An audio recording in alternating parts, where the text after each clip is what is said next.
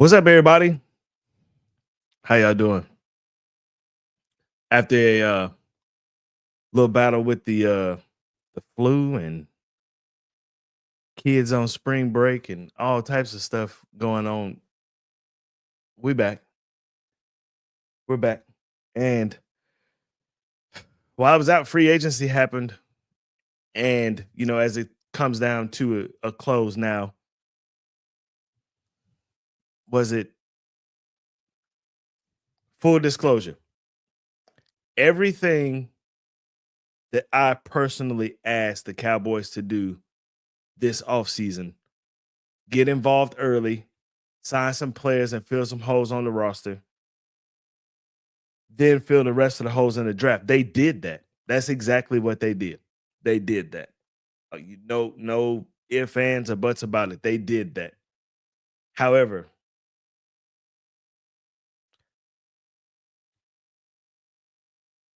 they just signed the players that they would normally sign at the beginning, vice just waiting on everybody else to sign and signing them at the end. That's all they did.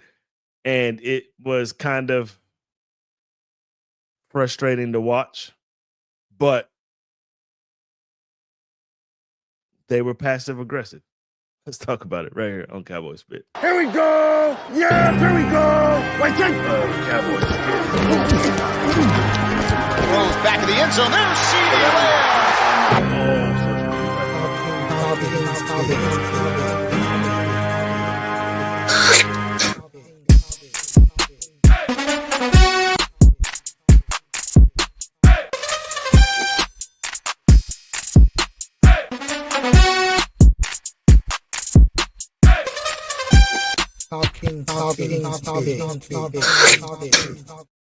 What's going on, everybody? Cowboy C3.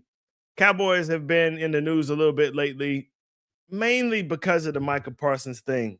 It kind of seems like here we go again with this slow ball, wait to the last minute, let every other defensive end in the NFL get signed for an ungodly amount of money, Max Crosby, Myles Garrett. And then now you have to compete with them for the payment of Micah Parsons. Micah Parsons is a generational talent. There's no question about it. He's put together some really, really good seasons for the Cowboys. Last year was kind of marred by injury against the Giants. I think that was week 5 or 6. And he missed 5 or 6 weeks after that, but he came back, man, and you could automatically tell that the defense was just that much better with him on the field. Micah has some things that he likes to do. One of the things that he and I have in common is that we both like the podcast. Micah is very, very boisterous in his podcast, very boisterous. And that's one of the things that you're going to have to deal with him. He has signed a deal. He's got sponsors. He's making money off of it. He's got a whole bunch of followers. He got a whole bunch of subscribers. Speaking of subscribers, if you haven't done it yet, make sure you like and subscribe. He's got a lot of things going on with this podcast and he's invested in, and that's okay.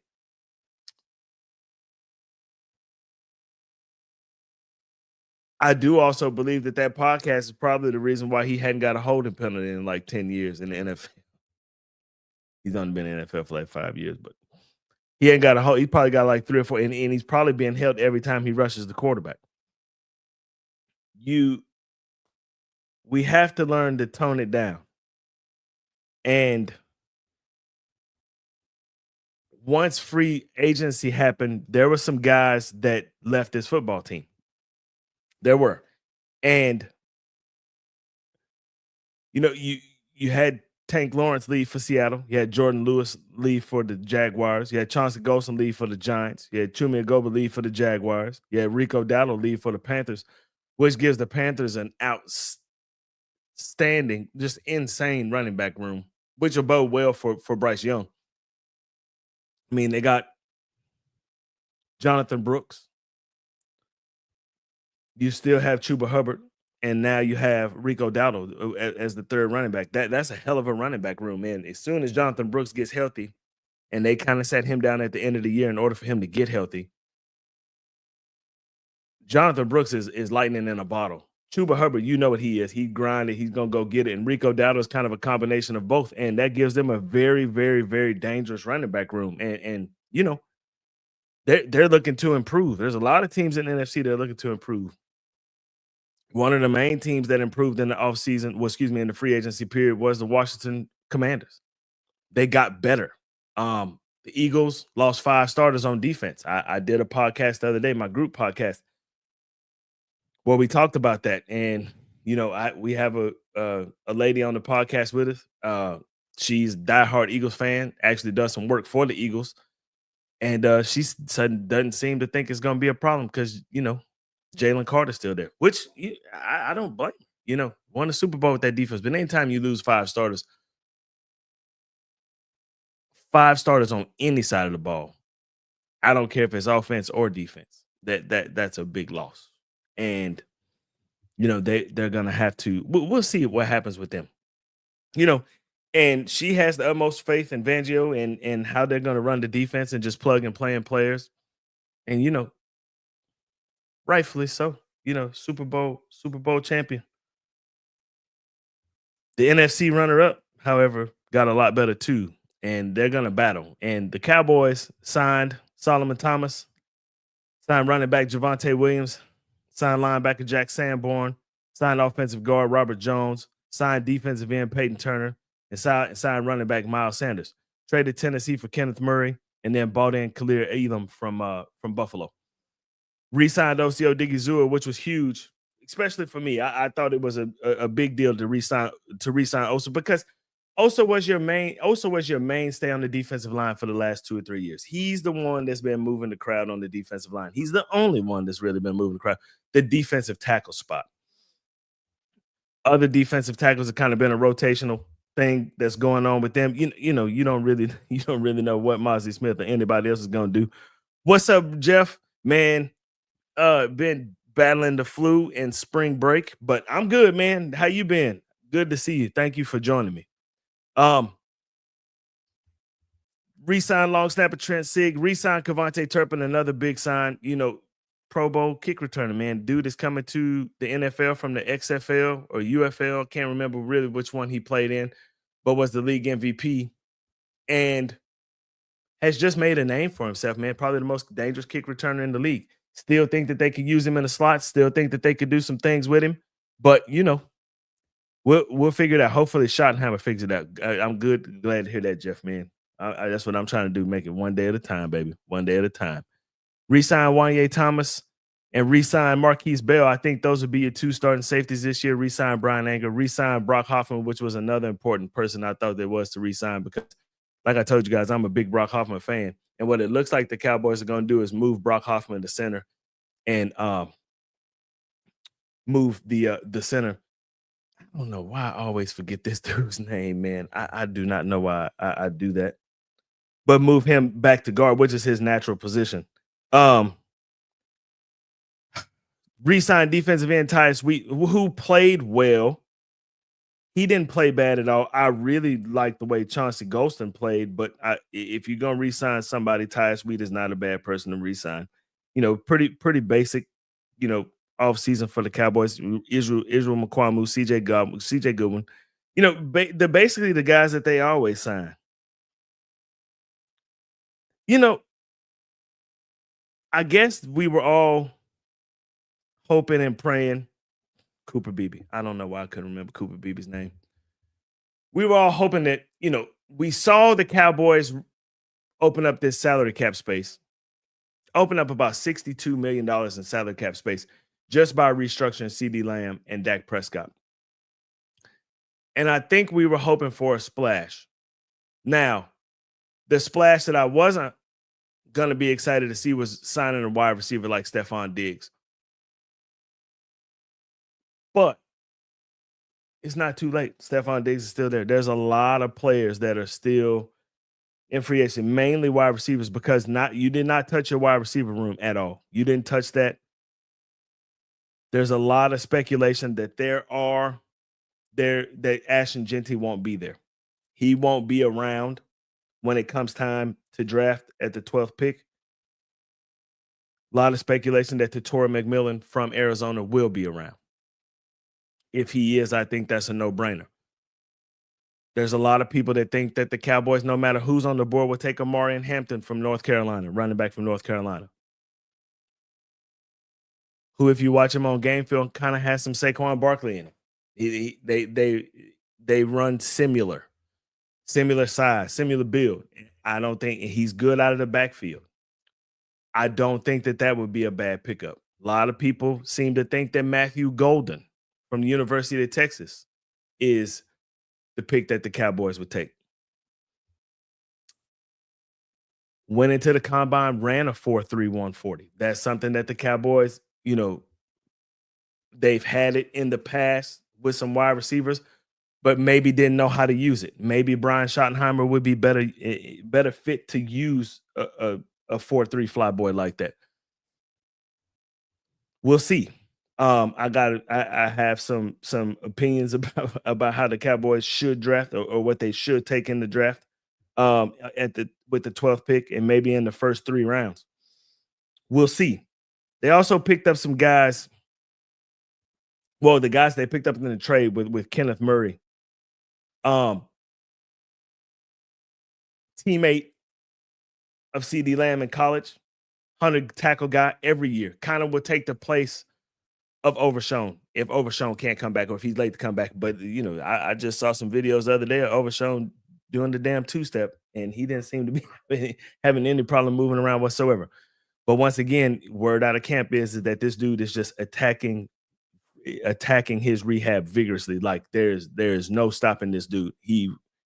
He's just determined to come back, and that's the kind of determination that you need, man. Like I like guys. If you get knocked down, it's never how you get knocked. If you get knocked down, man, it's how you get up, and that's the way Overshown battles this whole thing.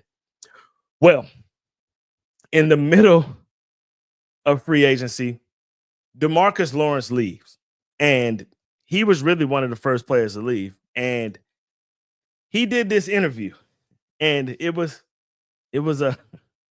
I'll let you listen to it. Dallas is my home. I'm forever going to be there, but I know for sure I'm not going to win a Super Bowl there. So yeah. We here. Oh shit! Well, there's an issue. I have an issue with that. And if you look at it, Micah Parsons had an issue with it too. I think my issue is different than Micah Parsons. My issue is, so you come out and say that you're not going to win a Super Bowl in Dallas. And there was 2 teams in the NFC West that got progressively worse during the free agency period. Number 1 is San Francisco. They had a bad season last year, and then they proceeded to just dump everybody on their roster except for Christian McCaffrey, who's got 2 bad calf muscles, and Brandon Ayuk, who's coming off an ACL injury. And they just decide to dump the entire roster, which was interesting to me because they've been so good for so many years. For the last 4 or 5 years, San Francisco has been really, really good. And then when Brock Purdy showed up and they got a little bit of more consistent play at quarterback, not great play, just consistent. They got better. Went to the Super Bowl, lost a close game to the Chiefs. They just decided they were gonna have a garage sale and they were gonna fire sale everything. Like everything must go. Seattle was the other team. Just cleaned out their receiving room entirely, except for Jackson Smith and Jigba.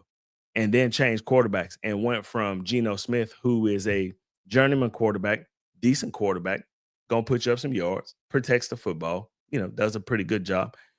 And they got rid of him for Sam Darnold, who had a very good year last year, an extremely good year last year.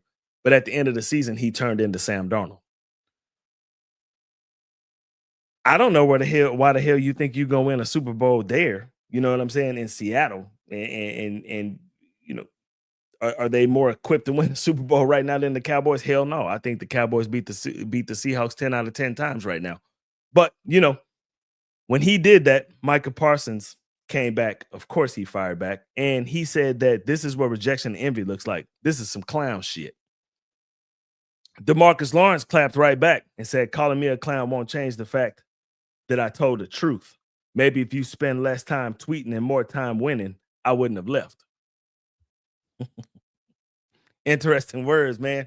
Interesting words. Well, that got the old playmaker riled up, man. That got the playmaker riled up. Man, it is some soap opera shit, ain't it, man? It is crazy.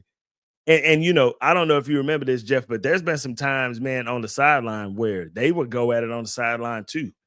And I remember Michael Parsons over there trying to hype everybody up, man. And, he's over there, just telling everybody, hey, man, we got to do better than this. And I think it was against Baltimore.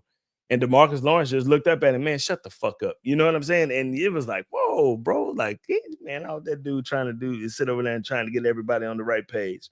And he was fiery about it, but DeMarcus Lawrence, it rubbed him the wrong way. And I started kind of doing some research about it. And there was an interview by Keyshawn Johnson that he did on one of the major sports networks. And he said that there was some animosity in the locker room, maybe a little bit of jealousy. And, DeMarcus Lawrence used to be the guy here. He was the guy. And then Micah Parsons showed up, young Thundercats show up, kind of take all your shine. You know what I'm saying? Not even kind of take all of it. And you still, don't get me wrong, DeMarcus Lawrence was still steady, but sacks, tackles for losses, everything. Throughout his whole career, Micah Parsons literally caught what he was doing in 4 seasons. And there may have been a little animosity behind that. And Michael Irvin, he had a lot to say about it. Check him out.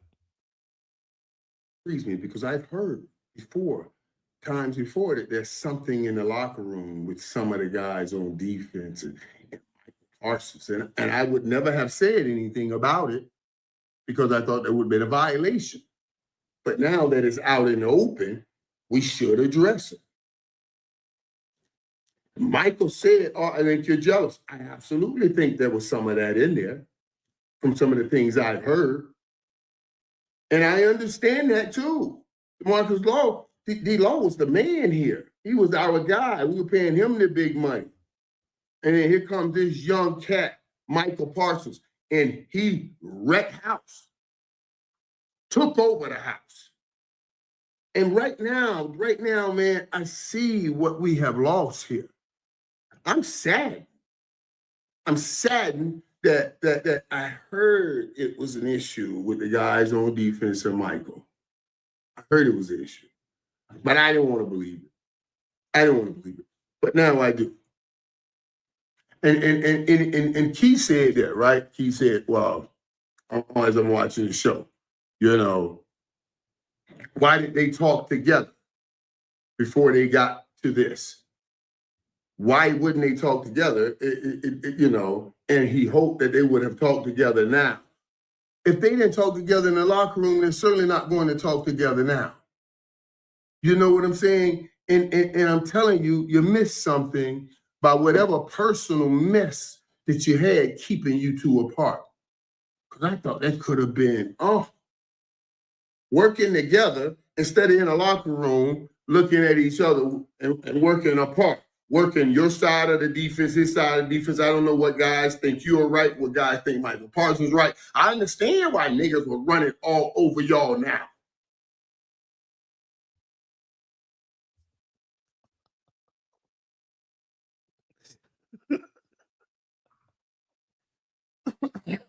Excuse me. Playmaker say he know why you ninjas was getting run on now.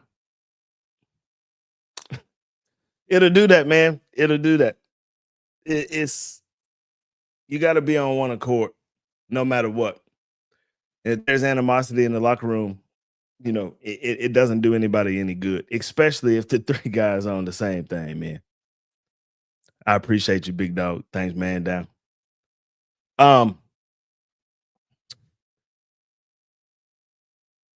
think we all kind of felt it. I think we all kind of knew it, people that, follow the Cowboys. I think we all kind of understood that there may have been a little animosity between the two. And I guess this little Twitter beef kind of solidifies that thought. I don't know what I think about it. I'm gonna miss DeMarcus Lawrence because DeMarcus Lawrence was probably the best run stopper we had. And that's an issue with the Dallas Cowboys. And it's something that you're gonna have to address. You didn't really do anything. What's going on, Andrew? It really doesn't have any kind of positive value in it whatsoever. But now it's gone, right? The animosity is gone. You get a fresh slate, you get some new guys in here, and hopefully that's behind you. Hopefully Eberflus can get the defense pointed in the right direction. And hopefully they can stop the damn run. I hopefully and get after the damn quarterback. I hope so. Because like I said, there's a team in the NFC East by the name of the Washington Commanders that got a whole lot better this offseason. Giants kind of did the status quo. They signed Jameis Winston. You know Jameis Winston is going to give you 40 touchdowns a season, but he's probably going to throw 37 picks. So you know how that's going to go. Philly lost 5 starters on defense. They seem to think that it'll be okay. One side of the room thinks that they'll be just fine. They're going to plug and play and be the same defense that they were last year. There's a couple of people that don't seem to think that way. They seem to think that the defense may struggle a little bit. You still got Jalen Carter, though. You still got Big Davis at the other defensive tackle. Brandon Graham's gone. Sweat's gone. You know, those are some mainstays on defense. Darius Slay's gone. Gardner Johnson's gone. You got some guys that left that team. The Cowboys need to put something together, man, and compete for this division. You got 2 front runners right now. You got the defending Super Bowl champion, and you got the NFC runner-up in the same division. With the Cowboys kind of bringing up the rear. Giants bringing up the rear, but the Cowboys are right there with them. Hopefully, the change of scenery, including the coaching staff, they can put something together and make this thing work. But we'll figure it all out. So, free agency kind of showed up some of these things that you might be looking for. You get some 3 techniques. You got some defensive ends. You got a linebacker. You got an inside linebacker and an outside linebacker.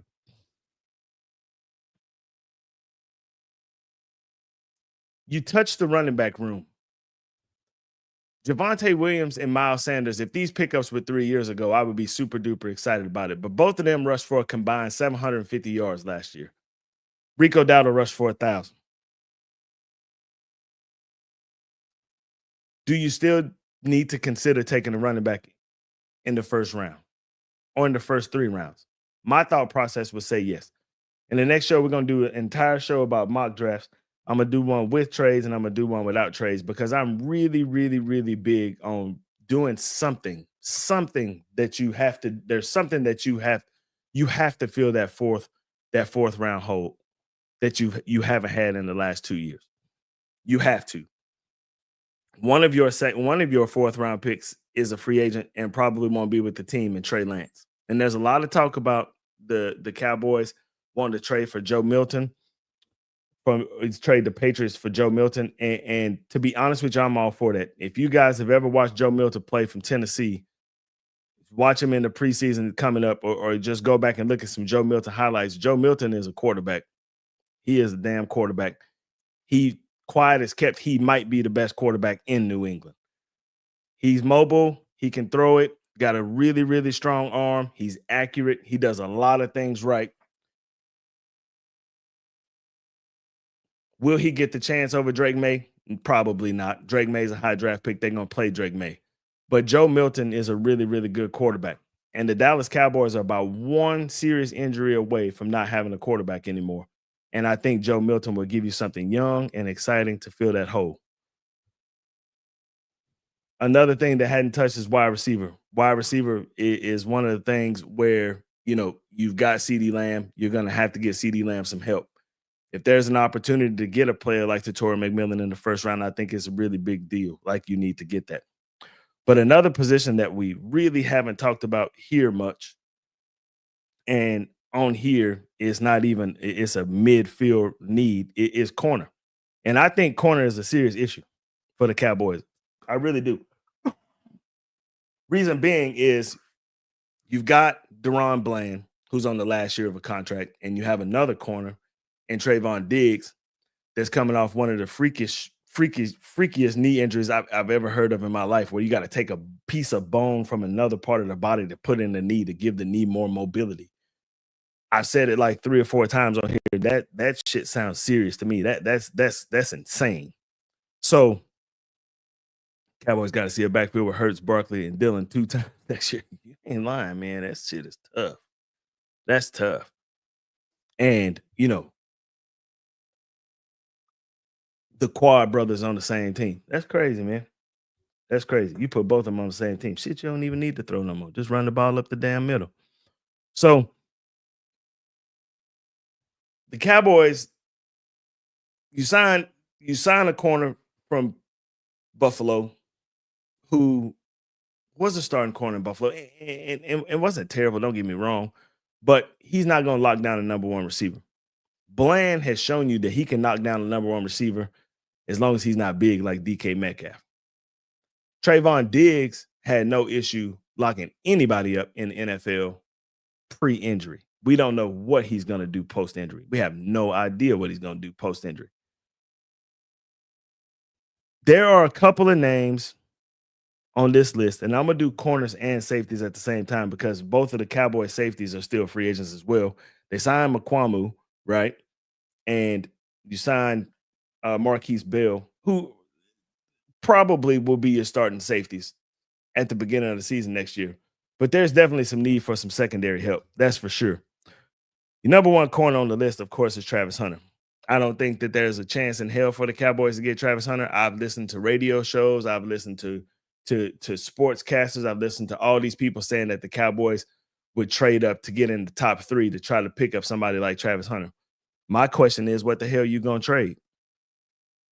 Are you going to trade a first-round draft pick for next year on a team that's kind of volatile and could win 10 wins? It could have 10 wins as easily as they could have 4 wins. I'm not so sure that you would do that. I don't know if it's worth it. But Travis Hunter is a special dude. Special dude.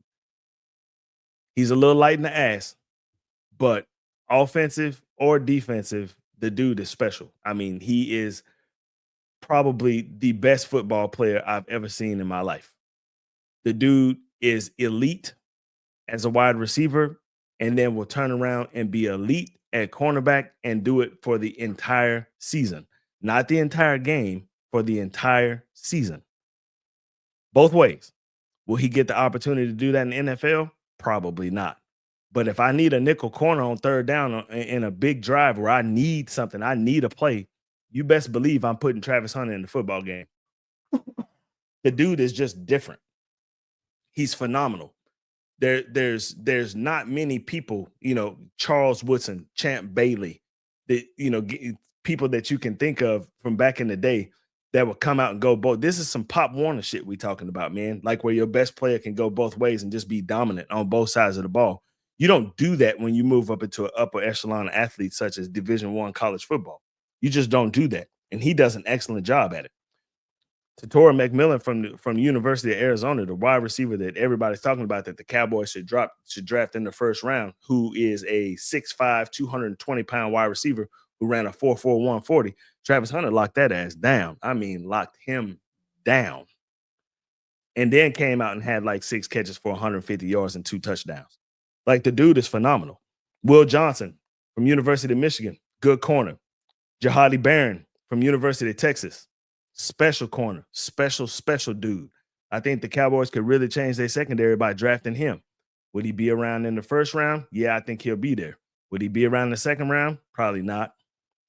Siobhan Ravel, Benjamin Morrison, and Maxwell Harrison are also good corners.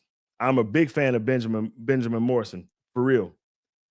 Another guy that I'm a big fan of is Xavier Watts, the safety from Notre Dame. Malachi Starks will be around. There's been some talk that some Malachi Starks could be that 12th pick. Malachi Sparks is a special dude, but I like Xavier Watts. I like him a little bit more. Nicky Mangiore is a good safety from University of South Carolina. He's a good safety, but Xavier Watts gives you something that the Cowboys don't have. He gives you coverage, and he steps up and makes plays in holes. I mean plays. Look like a linebacker when he steps up, and he's not very big. He's kind of got that Kyle Hamilton thing going on, who's another University of Notre Dame safety. He's kind of got that thing going. He's got that thing going on with him where he can play right there on the line of scrimmage. He can drop back deep in coverage, and he can also come in and help you with the run. That type of guy.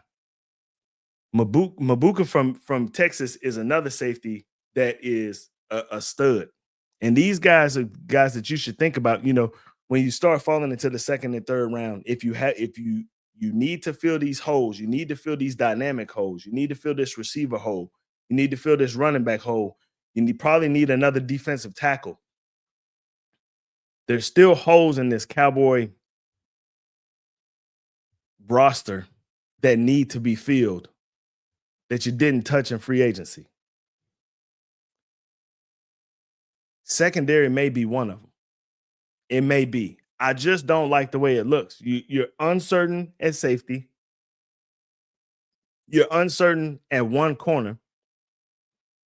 The corner that you paid has got a weird ass injury. Your other corner has been all pro.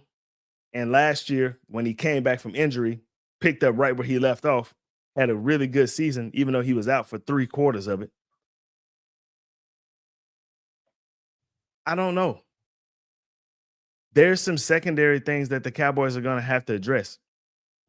Maybe they filled them in free agency. Maybe. I'm just not sure of it. Would you rather use Hunt as wide receiver 1 and a backup corner, or as a cornerback 1 as a backup receiver? I would rather use him as cornerback 1 for the Cowboys. We're talking strictly Dallas Cowboys here. I would rather use him as cornerback 1 and have him as the third, as the 4 receiver, and use him on third down. You have to respect that. You have to. But could he come in and be the number 2 receiver besides CeeDee Lamb? Hell yeah, he could do that too, and then use him in the nickel. If Trayvon Diggs comes back and he's healthy, right, and it's the Trayvon Diggs that we all know and love, and you got Deron Bland and Trayvon Diggs at the corners, then hell yeah, I would use Travis Hunter as the backup corner. Hell yeah. Especially when we got a lead, and I know we're pinning our ears back to pass. You damn right I'm going to put him at corner. Yes, I am. I'm going to put him at corner and put him as the number 2 and put him as the number 2 receiver on the team. What he does as the number 2 receiver of the team, and what's going on is not that serious. What he does as the number 2 receiver on the football team is he takes away the ability to double cover CeeDee Lamb. Because if you double cover CeeDee Lamb and leave Travis Hunter in single coverage as a rookie, he's going to light your ass up. That's what he's going to do. But the thing about it is that how many players have we ever even had a conversation like this about? We haven't. We haven't. We just haven't. And Travis Hunter does give you that ability. But my question would be, especially with your quarterback being on his last leg, because Dak has had some very serious injuries in the last 5 years. Very serious injuries in the last 5 years. Damn near broke his ankle off. Broke his thumb where he had to get a damn screw put in as the joint on his throwing hand. And now he's got his hamstring torn off the bone. I'm telling you, Dak is one major injury away from the Cowboys needing a quarterback for the future. And I'm not even so sure that you don't just draft that quarterback now, right? Or trade for somebody like Joe Milton and start grooming him now. And then by the time Dak's contract runs out, you've got somebody there that can fill that void. I don't think that it's that far-fetched. I just don't. But if you're going to get somebody like Travis Hunter and you're going to trade up to somebody like Tennessee with the first pick, or switch picks with the Giants, they're going to ask for your first-round pick next year and probably your third-round pick this year. is he worth that? You got a lot of holes that you got to fill on this roster to bring in Travis Hunter. Now, he does fill 2 holes. I will say that, but I'm not really big on running out a 6'2", 175, 180-pound dude and trying to play him for 90 snaps a game in the NFL. I just don't think that that's feasible. I don't. You know, you could make the argument though that he's worth it. You can make that argument. He might be the only player in the draft that is worth it. I don't think any of these quarterbacks are worth it. I don't think that there's any a wide receiver that's worth it. I don't think that there's a running back that's worth it. I don't think that there's a left tackle that's worth it. I don't think that there's any other player in the draft that's worth it. I don't think that there will be another player in the draft that'll be worth that much for a while. He's a special, special player. Now, he gonna bring his baggage with him. He gonna bring that damn girl with him. But that's his boo. He love him, whatever. You got to deal with that. But I just think that there are a lot of holes that need to be addressed with the football team. You've already squandered away 2 4th-round picks, and you really have nothing to show for it. You've got a receiver in Mingo that's been in the league this will be his 4th season in the league, and he never caught a touchdown pass. And you got a quarterback that is in free agency that you're not going to bring back. So you've already lost 1 quarterback to free agency. Cooper Rush went to Baltimore. So you have a quarterback issue as well. You only got Dak, and Dak's coming off a major injury. So you got a lot of holes that you need to fill. And, 4th, 5th round would be a good place, especially to fill that quarterback hole. Your choices will be limited, and we'll go over the quarterbacks that are in the draft next show. You got the 2 on the top, and maybe 3 with Jackson Dart.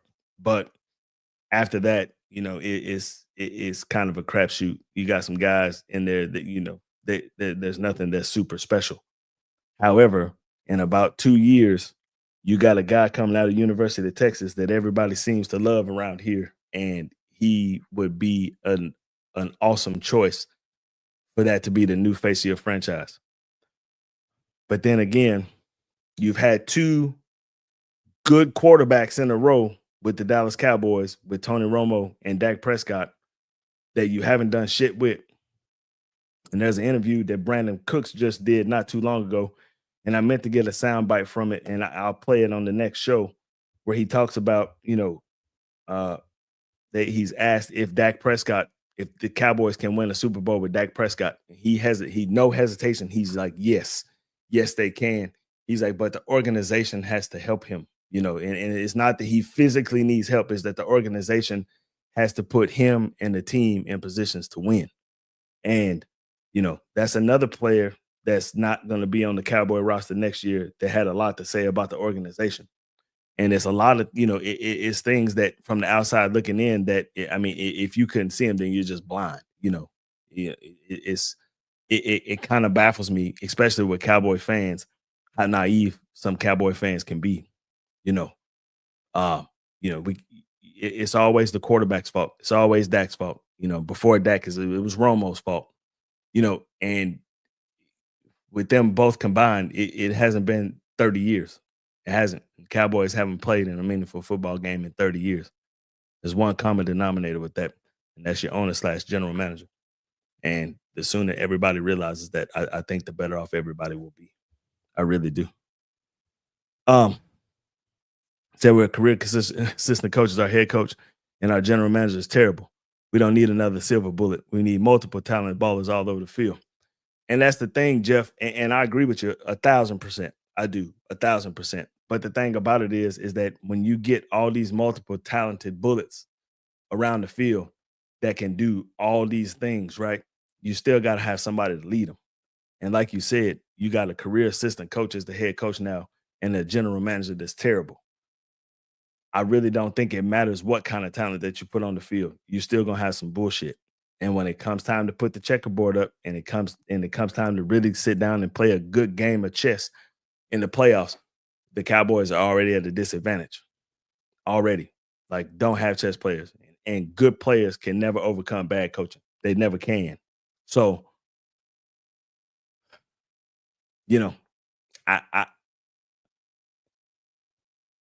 I like the things that I've seen from the ownership here lately. And what I mean by that is that you haven't seen them. You haven't heard from them. Nothing. Steven did an interview a couple weeks ago, you know what I'm saying? And it was real short, real brief, you know what I'm saying? But the most that you've seen coming out of, press conferences and interviews and all that stuff, the most you've seen is the coaching staff. And that's a good thing. That's some shit that hasn't happened here in a long, long time. And we'll just see what that really means, in the near future. You got the draft coming up here in a couple of weeks. You got OTAs that'll be happening, and then you'll ramp up into summertime where it comes time to go back to Oxnard and go to to training camp. We'll see. You know what I'm saying? It's positive right now. I mean, this is the quietest offseason Jerry's had in a long, long time. It's got me kind of concerned because shit, man, I don't know. I hope the dude is all right. We are allergic to success, man, and that's unfortunate. 12-5, 3 years in a row is not success when you lose in the first and second round of the playoffs every damn year. It's just not successful to me. I'm not really big on participation trophies. I'm not one of those dads that take the kids out for ice cream after they lose. That sounded so bad, but it's true. Like we just got to get better. Like we can't reward failure. We can't reward that. Can't do it. So you beat me to it. Owner, GM, president is a problem. I mean, it's the truth, man. It is, and the proof is in the pudding. There's 30 years of evidence to support everything that I say, man. There's 30 years of proof, and all you got to do is look at it. You've had some really, really, really, really, really talented rosters that come through this organization that absolutely should have played for Super Bowls, and they didn't. They didn't. The year Dez caught it, that was an excellent football team. Excellent football team. Could not win that game of chess. Couldn't do it. Dak's rookie year. Couldn't win that game of chess against the same team. 2022 and 2023. Good football teams. Couldn't beat San Francisco. That's a chess match. You couldn't win that game of chess. And really, 2023, when Pollard, 2022, when Pollard broke his leg. That was an excellent football team. And you couldn't overcome when Pollard got hurt. You couldn't do it. And then, 2023 with the Green Bay loss. I mean, we knew the Cowboys couldn't stop the run week 3. We knew that when they played Arizona. Like, we'd be kidding ourselves if we didn't know that. I just didn't think that team was very good. That 2022 team was a very, very good football team. And one player got knocked out and just everything just shit the bed. Like, it just went away. The whole offense went away. Dak's head went in the damn stars. Michael Gallup crying to referees, letting Tavares Ward pick off passes and shit. You know what I'm saying? Like, it just went away. Trayvon Diggs had a golden opportunity to separate George Kittle's ass from the ball. You know what I'm saying? And decided to olay it and let George Kittle pick up a 3rd and 18. It was just, the whole team just went away. You know what I'm saying? Because they lost a player. And you had a player on the bench in Malik Davis that had just rushed for 120 yards. I think I talked about this like 2 episodes ago. He was sitting on the bench right there. He just rushed for 120 yards against Tennessee 2 weeks before that. You act like you forgot his ass was over there. You know what I'm saying? And that's the type of thing that I think no matter what kind of talent you have on the roster, like they'll never overcome, coaching blunders like that. Never. Maybe it'll change with Schottenheimer. I hope it does. I really do. But I'm just not so sure that it will. I'm not. We'll find out, though. Yeah. I mean, that year with Dez, that was a catch. But the thing about it is, though, is there was still like 3 minutes left in the game, and you had Aaron Rodgers on the other side. And the Cowboys are, their kryptonite for that period of time was Green Bay and Aaron Rodgers. Like, they could not beat them. And I remember one year they went to Green Bay and was up 28-7. And, 28-7 at the half and ended up losing the game 35-31 because Aaron Rodgers caught fire on their ass in the second half. Just couldn't stop him. You know what I'm saying? Like, they could not stop him. And, still can't beat Green Bay. To this day, you can't beat them. Don't matter. Jordan Love now, you can't beat them now. They came in here in a playoff game 2 years ago and lit your ass up running the ball up the middle. Literally running 22 dive the whole game in a play action pass. That's all they ran the entire game.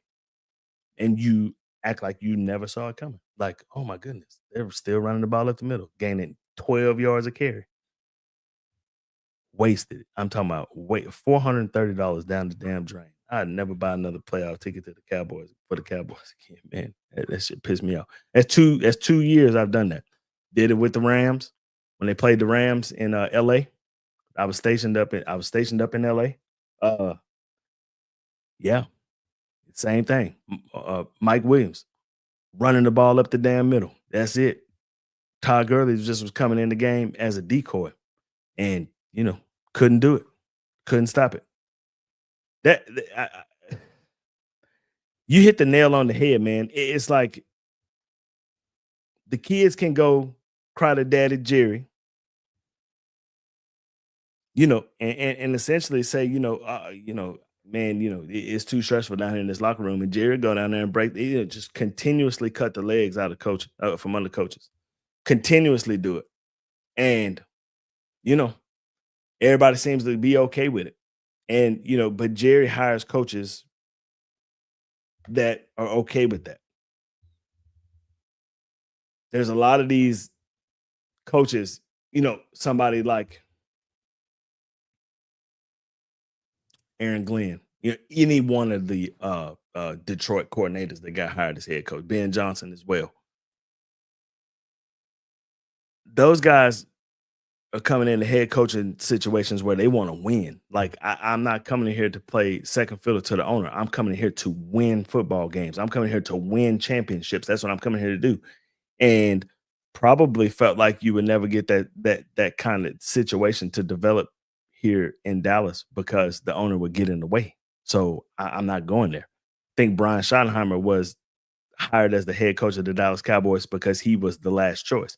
Not the last choice, the last chance that they had to get a head coach that had some sort of experience. I truly believe that Brian Schottenheimer is just holding the spot for Jason Witten till his kids graduate from high school and he can come back to the organization and be the coach. It's got to be somebody from inside, though, because somebody's got to put up with that bullshit. And there's a lot of people that won't do it, a whole lot of people.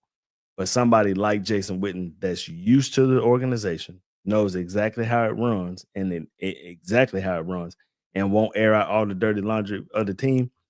That's what we need as the head coach. So that's what we're gonna get. I bet you. I'm willing to make a wager that Jason Witten will be the next head coach of the Dallas Cowboys if this Schottenheimer thing doesn't work. I'm willing to bet that. All right. I'm back now. I'm in it.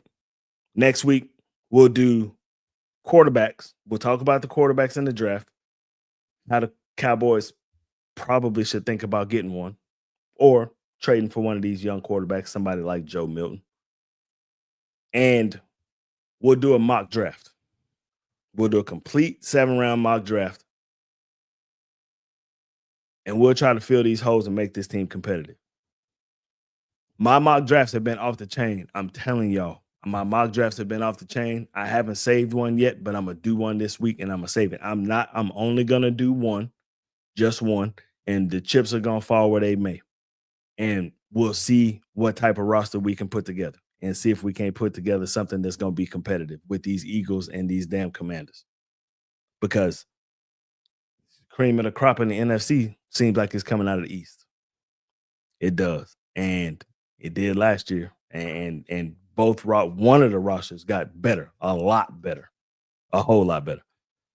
Al Davis Raiders for what happens to the Cowboys in our future. Agreed. I mean, we're on that trajectory. And it seems like as soon as Al Davis got older, and when I mean older, like in his 80s, like it just got progressively worse with the Raiders. And we're right there on that edge right now with Jerry. And I hope we don't go down that path. I really do. I really do. I think that this roster still has some talent on it. You just need to add some key pieces to it to make it better. And you have a roster that can win some games. You just got to do it. So the talk that we've had about it is man down. So Mel, Brittany, and Chris will do a draft show together. And we'll do the first round. We'll just start from the number 1 pick all the way down to the 32nd pick. So we'll work it out. We got about a month to do it. We'll work it out to where we'll all be together and do it. I think the first round of the draft is on a Thursday night. I think we can all pull that off. I think so. So I'm looking forward to it. I love the draft shows. I do. I love them. All right, y'all. That's my show. Next show, quarterbacks, mock draft. We'll do that. And we'll see if the Cowboys still got a lot of salary cap space. We'll see if they sign. I got a feeling that they might appreciate you, man. Just come on in. It's gonna be fun. We're gonna have a good time with that one for sure. I'm kind of interested. There's like these little rumblings about the Cowboys trying to maybe sign Keenan Allen, and I don't know how I feel about it. I really don't. Keenan Allen is a good receiver. It seems like every time he comes to Dallas, he tear that ass up. But I just think that there's some young receivers in this draft that we should definitely give an opportunity to come in and play some football. Like I'm a big Emeka Egbuka fan from Ohio State, huge Emeka Egbuka fan. I think Double E could come in and be the number 2 receiver right off the bat and do some big things. I really do. But I like both receivers from Texas too. I like Matthew Golden. I like Isaiah Bond. I like both of them. I do. And I like Luther Burden III too. I think Luther cold. Luther don't play no games, boy. But I think you got a smaller type receiver already. I think you have that already, and you don't even know how to use that. I don't know what you would do with another one. You know what I'm saying? You got to figure that one out. But anyway, that's my show. If you guys haven't done it, again, make sure you like and subscribe. And we'll be back probably Wednesday to do this show with the draft, with the mock draft and the quarterbacks. And then we'll be back on Saturday. And then we'll start our regular rotation on Saturdays, Tuesdays.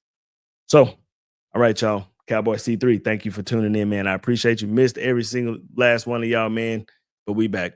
We feeling a lot better. Got a little residual cough, but we back. All right, y'all. I'll see y'all soon. Peace.